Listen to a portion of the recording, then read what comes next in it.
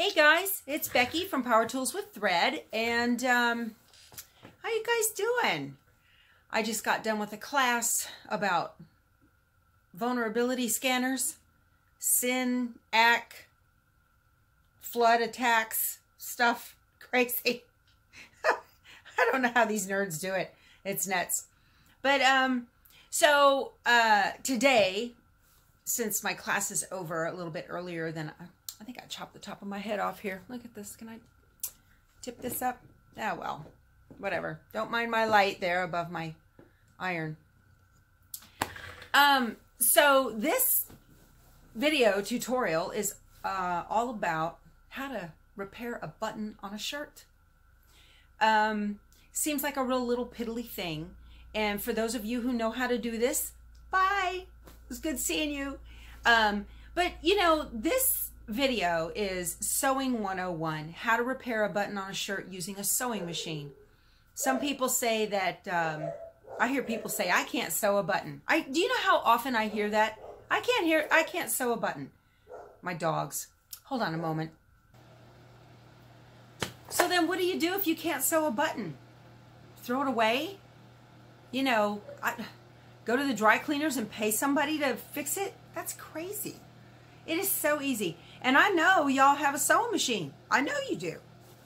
Or if you don't, go to Walmart and get that $79 job, that little brother thing, and, you know, eventually it'll pay for itself when you figure out how to hem your pants and put a button on and fix a zipper and all that stuff. I mean, you really, really need to know how to do that. And I know they don't teach it in school anymore. So, hello, baby. Yes, hello. Here comes one wanting me to tell her she did good barking at the delivery man. Yes. You want to see her? This is Blue. She's going to, oops, sorry. Where's she at? Where's she at? There she is. Hi, Bluebell. My Bluebell, she's shy. She's shy. Okay. Go away. You bother me. So, my husband left me a stack of shirts that need to have buttons replaced on it. So, I'm going to start from the very, very beginning. This is how I replace a button. First of all, for those of you who are, you know, interested in doing this, go to Walmart and go get yourself a little craft organizer, okay? And if you don't have one, go to the hardware store. They have you can put fishing tackle in these things. Sometimes they're over in that section too, if you can't find them in your organization area. And I try to make it a habit whenever I'm at Walmart or Hobby Lobby or wherever, just grab some cards, little cheap cards. Here's a Sewology, okay? It's a pearlized, kind of a white, $1.79, and this is Hobby Lobby's brand, and they'll put this on sale, 50% off. Like right now, I think they've got everything Sewology is half off or whatever. So go stock up, because you're not always, now a lot of times garments will have buttons on the shirt themselves. There'll be extra buttons. Sometimes down below, like I've already harvested all of these. Sometimes, especially in better quality shirts, you will find additional buttons down here on the inside of the front placket, and they may be different sizes. You might also find if there is a collar button and it goes right here, then you may have buttons that are the size that go on the placket, and you'll have buttons that go on the side that for the collar. Anyway, there's a little preparation you need to do for the shirt. You need to look at it and see how well constructed it is, okay? Because, like this, I just fixed this this Harley Davidson shirt. My husband had a Harley Davidson shirt here, and he broke a button. You can't tell which one, because I'm that good. I'm kidding. Don't get all... Okay. There's a large facing in here on the back side of the buttons, and it has interfacing in it, okay? I don't need to do any prep work with this other than just iron it and get it flat. There's another Harley Davidson shirt right here, and it's constructed a lot like the one that I'm fixing to show you. And the facing on it is not it's just a small, like, placket type thing. It's not, you know, it's not interfaced as well as that one. In that case, I want to see if you can see it. I put a little piece of iron-on interfacing right there. See that? Okay. And what that does is it strengthens, because I think I've replaced this button more than once. We take his shirts to the dry cleaners because I don't iron men's shirts unless I have to. Anyway, and the heat of those presses they use just destroy buttons. They just destroy them. But in this case, on this shirt, right, it's real hard to tell what button is missing. It's down there at the bottom. You can see that there's a big gap. So there was something here, but I'm not real sure where it goes because I can't see the holes anymore. If that happens, there's a trick. You just line up the buttonholes. Okay, see, there's the part with the holes. And you just put this in here like this. Just line them up.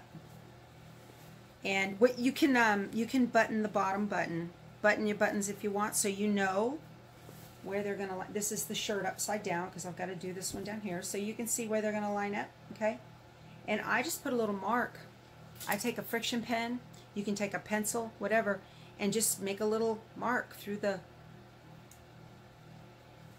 That's where the button goes. See the little pink mark? But it needs to be centered. Okay. Just you need to put the buttons, you know, and use the buttons around it. See, this one's in the center. See how they're in the center?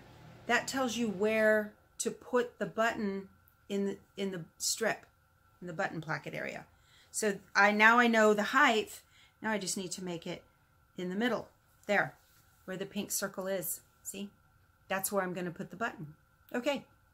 So let's go to the machine. So I went scrounging through my button box and I found a button that will work. All right.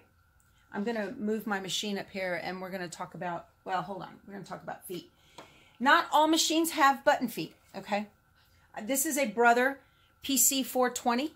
This is my favorite machine to sew on. Okay. I like this machine to sew on. I've had it for several years and, don't get me wrong. I love the Quattro, but I prefer that for embroidery. So a lot of machines will come with this funny looking little rubber foot, and it'll have this foot. It has a little rubber things on it that holds your button in place. Okay, so I'm just going to put it on. You want to find a light colored thread. I prefer to use a polyester thread because it's stronger than cotton. Okay. Of course, the way my husband goes through buttons, I don't think it much matters. But anyway, when you thread the machine, you want to make sure to leave some fairly decent tails, all right? If you have an auto threader, don't use that. Or if you do, pull that bobbin thread out after you auto thread, you know, or if it cuts it short. Pull that way out because you're going to need those tails after a while, okay? When it comes to your settings, all right? For the most part, my tripod. For the most part, can you see my machine? You want to put your distance at 0 and you want your width. The width you can change, obviously. Most buttons come with their holes at a standard 3.5 width because that's industry standard, okay? But you can fix that later. You can fix that. I've had machines that won't go down to 0, so that the feed dogs don't work. If that's the case, reach around behind your machine or underneath and there's a button to drop the feed dogs. You want to drop those because you don't need the shirt going anywhere. You just want this to stay in place. Okay? So I'm going to tip this down just a little bit and get down where you can see. Hopefully my phone doesn't swing around on the tripod here. Now, you want to do a professional job. So from what I can tell here, the holes on the buttons are straight up and down, and the threads, see the holes on the buttons are straight up and down, and the threads are crisscross. Can you see that? I want it to focus. So I want to do the same thing so it doesn't look home done, you know. Okay, so I just got to find my little pink spot. I'm going to set my holes up and down. You know, if you can't find an identical button or the exact same, don't worry about it. It just needs to be able to fit through the buttonhole. Get it the same color as best you can. Okay, so now I have to lift my presser foot up just a little bit, and I'm going to, let's see, the top right to bottom left is the top stitching.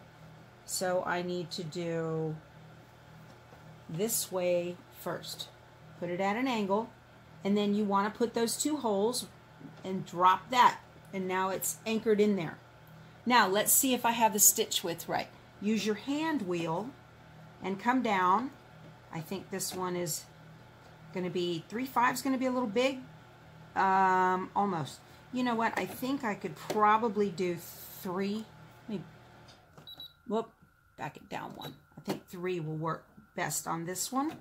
And I usually do it about 2 times, and then I hit the button and count about 8 to 10. 1, 2, 3, 4, 5, 6, 7, 8. All right, and then you needle up, and then you turn and put the other 2 holes right there, and make sure it's going to fit. And then use your hand wheel to make sure you're not going to hit the, make sure you're not going to hit the button at all and break your needle or break the button. There, that'll work. And 1, 2, 3, 4, 5, 6, 7, 8. And up, and we're done. Now, don't cut the threads. If you have a thread cutter, don't do that, all right? You want to lift up your presser foot and pull it out and give yourself some tails, okay? Pretty simple. All right. I'm going to turn this so you can watch and see what I'm doing here. Don't worry about the threads on the front first. We're going to do the ones in the back first. And I'm just going to take these tails, okay, and just tie a simple double knot like this.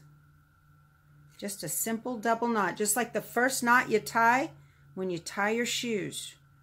That's all. Get that? You know, don't tie it, don't pull it so that it breaks. And we're going to cut those. That's it. Now for the front ones, what I do, you don't have to. I do, just to make it a nice finish. First you have to spit on your thread. Okay. It also helps to have music playing in the background when you're doing mending like this. And then you can use a needle threader and pull this through with a needle threader, or you can fuss with it like I am. And what I do is I just pull the tails one at a time to the back of the button on the front of the shirt, okay? And I don't know if you guys know this or not, but spit is a vital tool in your sewing arsenal toolkit. Saliva. It works. All right. And you're not going to die over it, so let's see. Not this and not this. Simple little knot. And trim them. Don't cut the fabric. And trim them just under the button. And voila, good as new. Look at that, okay? And hopefully it's in the right spot so that it will button and look right.